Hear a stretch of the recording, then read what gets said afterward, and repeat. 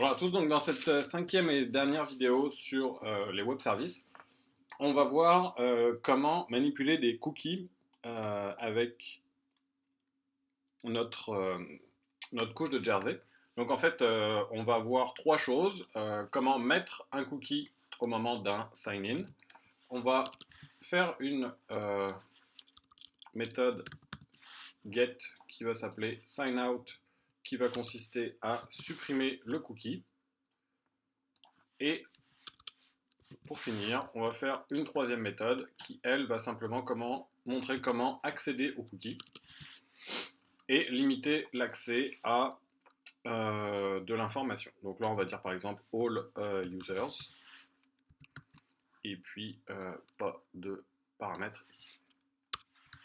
Donc ce qu'on veut en fait, c'est que au moment où on fait un sign-in ici, on fixe un cookie. Donc pour rappel, un cookie, c'est ce qui va transiter entre le navigateur et le serveur pour vous authentifier. Donc ce qui va se passer ici en fait au niveau du sign-in, c'est qu'on va créer la valeur du cookie, la rattacher dans la réponse, et à partir du moment où ça aura été fait, notre navigateur va toujours envoyer le cookie tant qu'il sera valide pour toutes les requêtes sur le même serveur. Au sign-out, on va essayer de supprimer le cookie pour ne plus qu'il existe. Et au all, on va tout simplement regarder s'il y a un cookie ou pas. Alors, pour créer un cookie, c'est relativement simple. On va arriver ici et on va créer un new cookie. Et on a un constructeur new cookie qui prend un certain nombre de paramètres. Alors, pour connaître ces paramètres, on va tout simplement aller regarder le Javadoc.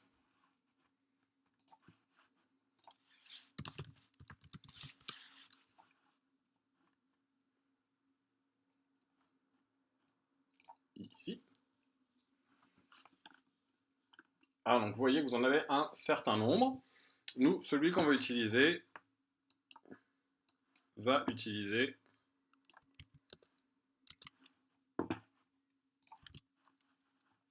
ces paramètres-là. Alors, le premier, donc là, on en a 1, 2, 3, 4, 5, 6 et 7. Donc, si on regarde au niveau de notre... c'est celui qui a 1, 2, 3, 4, 5, 6...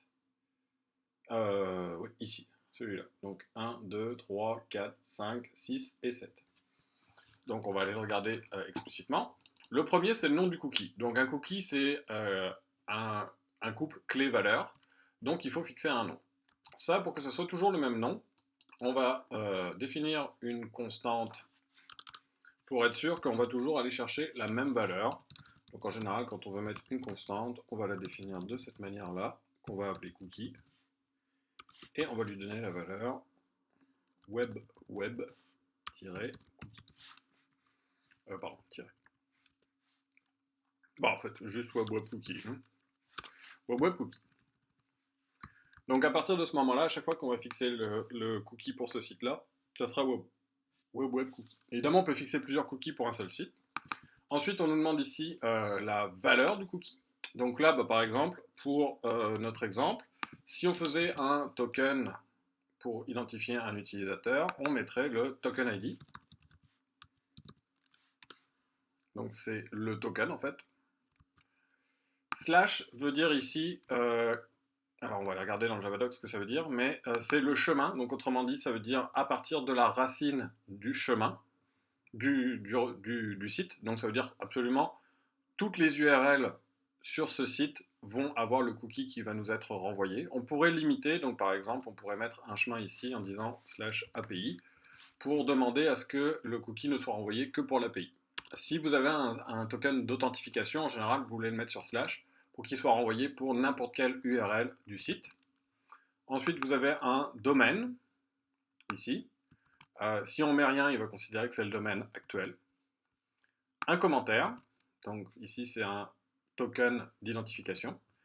Un âge en secondes, donc ici ça c'est la durée de validité du cookie. Autrement dit, après 64 800 secondes, le cookie va expirer et ne sera plus envoyé au serveur. Et finalement, false, qui demande si le cookie ne peut être envoyé que sur des connexions sécures. Alors là, on est sur un serveur HTTPS, donc on pourrait mettre true ici. Si vous êtes sur un serveur HTTP, il faut mettre false. Évidemment, un cookie d'authentification, on aimerait bien être sur HTTPS pour être sûr que personne ne peut l'intercepter. Donc on va passer la valeur ici à true. Finalement, la manière dont on va l'envoyer, c'est qu'il va falloir manipuler explicitement la réponse HTTP. Donc ici, au lieu de renvoyer string, on va renvoyer une réponse et on va construire une réponse. Alors comment on va la faire? En fait, on va dire que c'est OK, autrement dit, on est dans le cadre où on va renvoyer une réponse de type 200 HTTP, tout s'est bien passé. Il va falloir mettre la valeur qu'on voulait renvoyer ici. Alors si on se souvient historiquement, ce qu'on voulait renvoyer, c'était le token JSONifié. Donc ici, ce qu'on peut faire, c'est construire le toJSON. Oui, il faut importer JSON avant. De notre token. Donc là, on est en train de dire que ce qu'on veut renvoyer, c'est notre token. Et on va quand même spécifier que notre media type est un JSON. Donc mediatype.application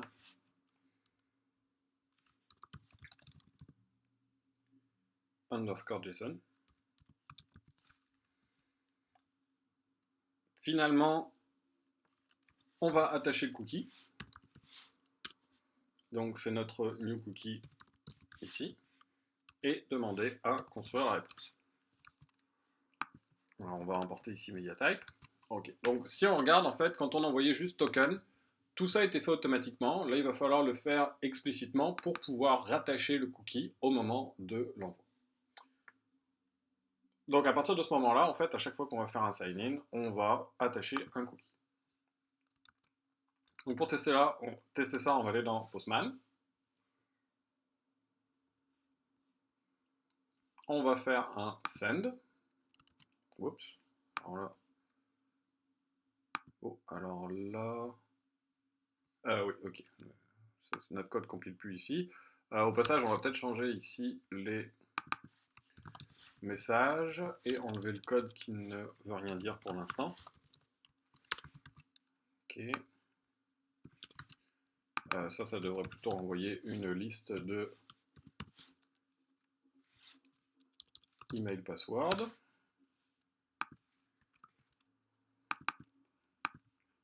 Ok. Pour l'instant, on va renvoyer une liste vide.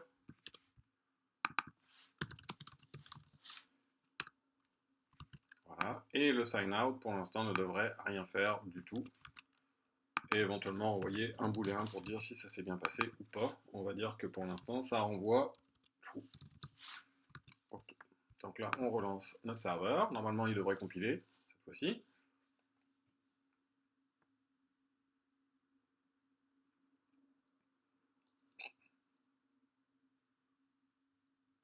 Ok, donc on revient ici à notre sign-in.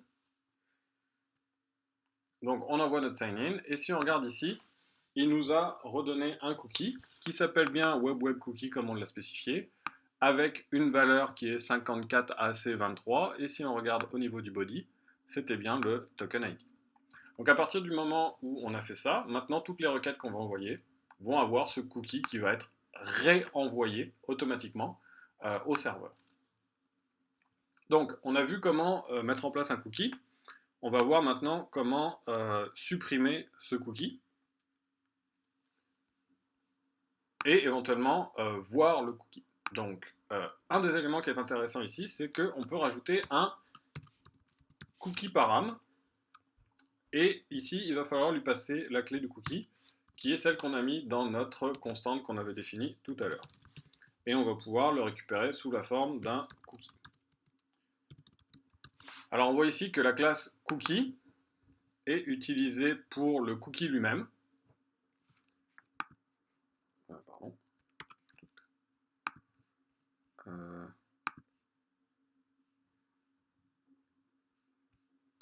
sais pas pourquoi il ne la voit pas. Parce qu'elle est dans le corps. On va mettre un étoile là, normalement ça devrait marcher.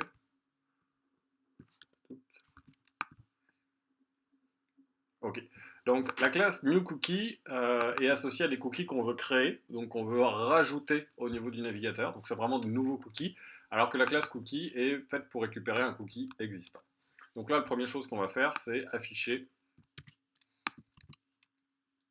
Donc ici, c'est un get sign out. Et on va tout simplement vouloir voir quelle est la valeur actuelle du cookie. Donc on redémarre notre serveur. Évidemment, pour l'instant, tout ce qu'on fait, c'est de l'afficher. On ne le voit pas particulièrement. Donc on va retourner dans Postman ici. Alors cette fois-ci, au lieu d'envoyer un get, on va envoyer un post, on va envoyer un get. Et on va aller sur sign out. Pardon. Oups.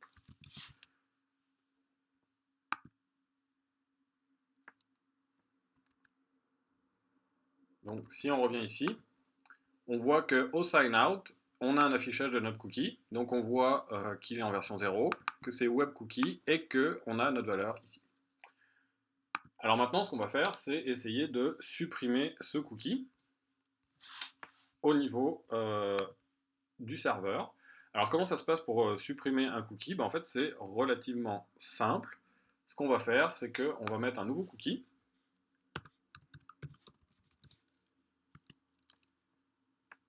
On va l'appeler à supprimer. On va voir tout de suite pourquoi. Et on va créer un new cookie. Cette fois-ci, on va lui passer comme paramètre, alors toujours cookie, en valeur nulle, pas besoin d'avoir de valeur. Au niveau du chemin, c'est toujours un cookie pour la racine. Ensuite, on va lui passer nul et nul, parce qu'on n'a pas vraiment besoin de ces paramètres-là. Mais surtout, on va lui mettre une durée de vie de 0. Qu'est-ce que ça veut dire qu'une durée de vie de 0? Ça veut tout simplement dire que ce nouveau cookie, qui va remplacer l'ancien cookie, comme il a une durée de 0, il va expirer tout de suite. Et donc, il va être supprimé. Donc le seul moyen de supprimer un cookie au niveau du navigateur, c'est remplacer le cookie avec une grande durée de vie par un cookie avec une durée de vie nulle, qui va être automatiquement, du coup, expiré, et donc enlevé du répertoire de cookies. Donc au niveau de la construction de la réponse ici, c'est la même chose. On ne va pas pouvoir envoyer un booléen directement, mais on va pouvoir envoyer une response qu'on va construire de la même manière que tout à l'heure. Donc en envoyant ici OK, encore une fois, on peut lui spécifier la valeur ici, donc par exemple true, avec un media type qu'on va vouloir utiliser. Alors on va peut-être pas faire exactement ça. On va vraiment faire un copier-coller.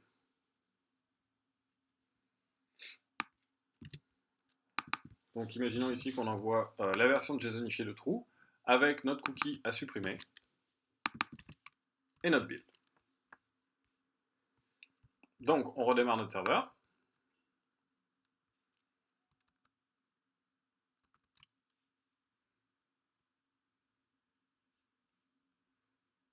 On va envoyer notre sign out une première fois.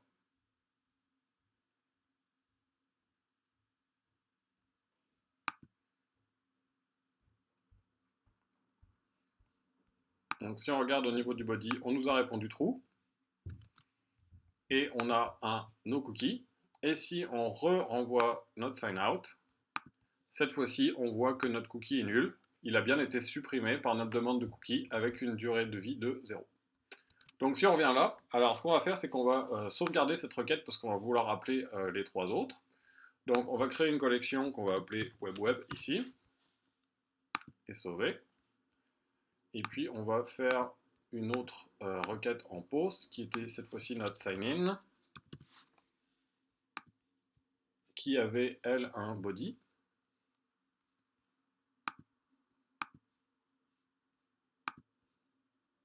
Donc là on a notre sign out, ici on va essayer notre sign in.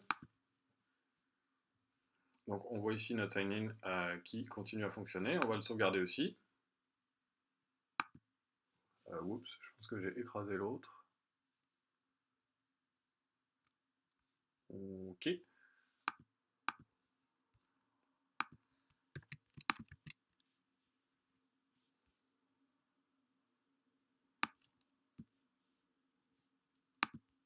Ouais, j'ai écrasé ma première requête, désolé. Donc ici, on va garder notre sign in, et ici on va mettre notre sign out en get sur le HTTP, et ici juste s'assurer qu'on l'appelle bien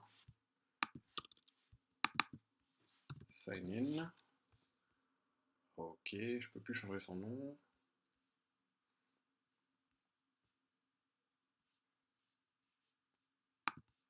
Save, et ici on va sauver également dans notre collection web.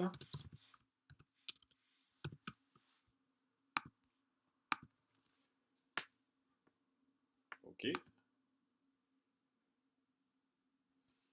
Alors, on va juste essayer de renommer celui-là. Edit, c'est ça, sign in. Ok, donc maintenant on a notre post en sign in ici, qui nous permet d'obtenir un cookie. Donc là, si on regarde au niveau du serveur, on vient de se loguer et on a bien notre sign in. Si on arrive au sign out, on l'envoie une fois. On voit qu'on a notre cookie. On l'envoie une deuxième fois. On voit qu'on n'est plus logué, comme on pouvait s'y attendre. Donc comment on va faire pour récupérer le cookie dans notre accès ici? On va tout simplement regarder si on a un cookie. Et si on n'en a pas, en fait, la valeur de cookie va tout simplement être null. Et donc, on va lancer une exception.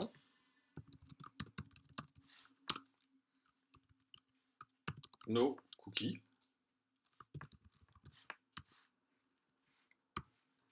Alors, je vous rappelle qu'on avait fait une classe de gestion des exceptions qui renvoyait automatiquement une réponse 400 avec l'exception dedans. Donc, on va aller regarder ce que ça donne ici.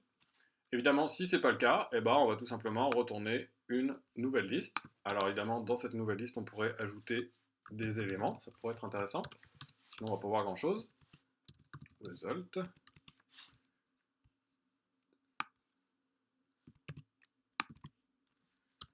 Tac. Et puis dans Result, on va essayer d'ajouter quelques nouveaux email password.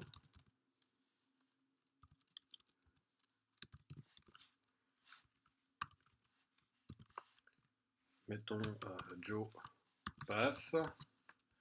Alors là, on n'a pas de constructeur pour l'instant ici. On va tout simplement s'en faire un.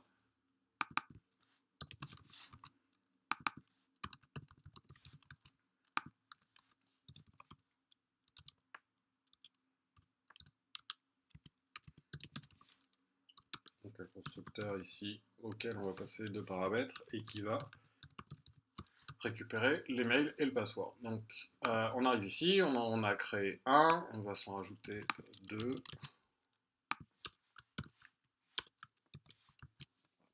Et finalement, on va renvoyer ce résultat. Donc on repart notre serveur pour prendre en considération l'ajout qu'on vient de faire.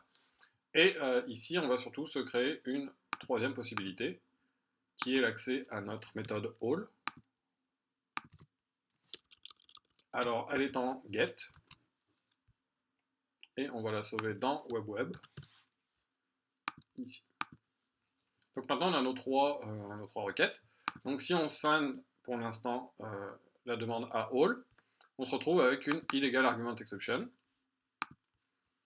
dont on voit la trace ici, qui est due au fait qu'on n'a pas de cookie. On va juste effacer la trace. On revient ici, on va faire un sign-in. On voit que le sign-in nous a fourni notre cookie. Donc maintenant, on va essayer d'exécuter all une deuxième fois. On voit bien notre cookie. Et si on regarde notre body, eh ben on voit qu'on a récupéré la liste de nos trois objets. Donc, ce qu'on a vu dans cette vidéo, c'est la possibilité de fixer un cookie au niveau du serveur, la possibilité de supprimer ce cookie en fait remplaçant le cookie existant par un cookie avec une durée de vie nulle, et finalement, on a vu comment contrôler l'accès à de l'information basée sur l'existence d'un cookie ou non. Alors, juste pour finir, évidemment, c'est relativement facile de mettre un cookie au niveau du serveur. Donc, il faudrait évidemment se baser sur la valeur du cookie. Est-ce que la valeur du cookie est légitime? Donc, il faut, d'une manière générale, que les valeurs de cookies soient difficiles à deviner. C'est pour ça qu'on utilise souvent des UUID, donc ce type de valeurs-là, qui sont très longues et donc du coup difficiles à deviner pour un attaquant de votre site web. Ici, on a une valeur qui représente 128 bits. On a aussi, dans certains cas, des cookies qui peuvent aller jusqu'à 1024 ou 2048 bits de long pour diminuer les chances qu'un attaquant le devine.